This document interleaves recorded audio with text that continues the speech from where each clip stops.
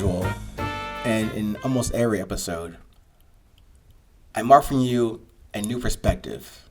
And even on top of that, I'm offering you my guarantee from every episode and your commitment or your interest in listening to another 820 podcast. That is, I'm guaranteeing to change your perspective on this present moment. Not your life, not your past, not your history, not your future. I'm only guaranteeing to change your perspective on this present moment. So in a simple way, this discussion today is called a new perspective. A new perspective on traditions, on history, on that term back in the day. What worked, what didn't work in the past. Keywords there being in the past. So why would you attempt or choose to attempt to try to force this new day upon yourself? To force some old stuff to this new condition you're facing right now. To take old stuff from the past, from back in the day, and shoehorn it into this different day and different moment right now.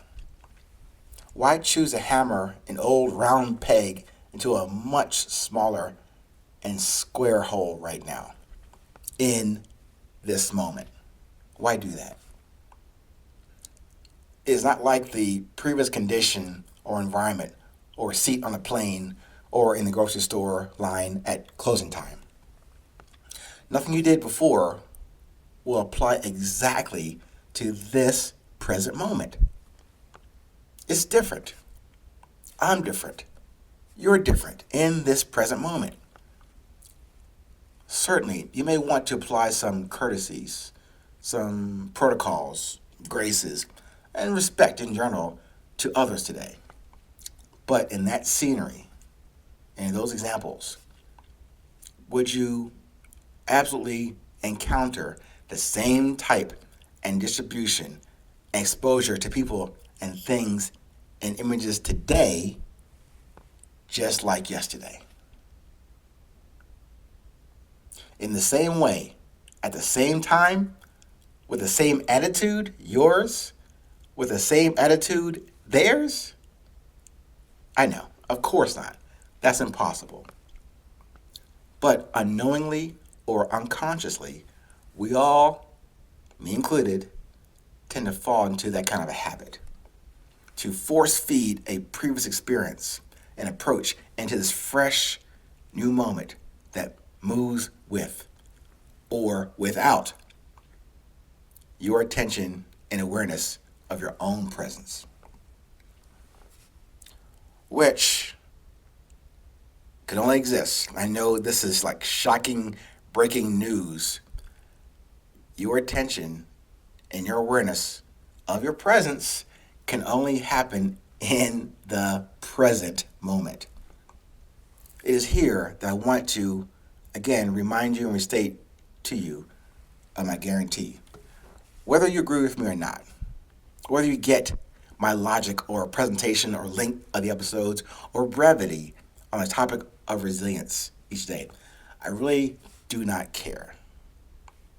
I do care, however, and intend to deliver all my resilience to you each and every day.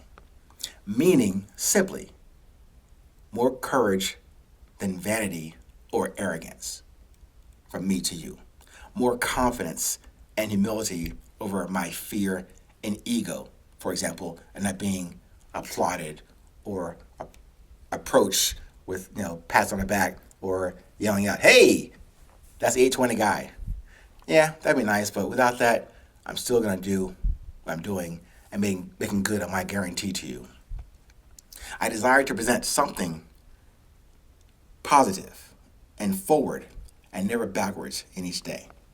And as I said earlier, to change your perspective on the present moment that you share with me, but I'm also asking you to take that proposition to change a perspective on the present moment that you will share with someone else in your day. Maybe you will do the same on your personal and private journey. Or, option B, you will discard this effort as a bridge too far for you. And based on what you knew, based on what you experienced, based on what you became comfortable with over many, many years, from history or tradition or the so called status quo, that's totally cool. You may not be the audience for this message or this riveting voice and the purpose I continue to develop, discover, and appreciate enough to share. Maybe you don't want to do that. And maybe not necessarily with you first. That's my intention to get it to you today. But I'm sharing this message first with my Creator, then with myself, and then with whoever chooses to tune in for a few or all of these daily 500 seconds. So I do want to thank you for stopping by. Wherever and whomever you are that I haven't met yet, maybe I'll never meet, but sincerely, I appreciate you taking the time of your day to consider these words of, can't say wisdom, just observations and my personal communication to you on the subject called resilience. Even if we don't connect formally or on a regular basis, I still wish you the best in your self-discovery of resilience. And to consider, maybe even to reconsider, the possibility and opportunity to stay present, to stay current, to define those words for yourself as original, sincere, and curious.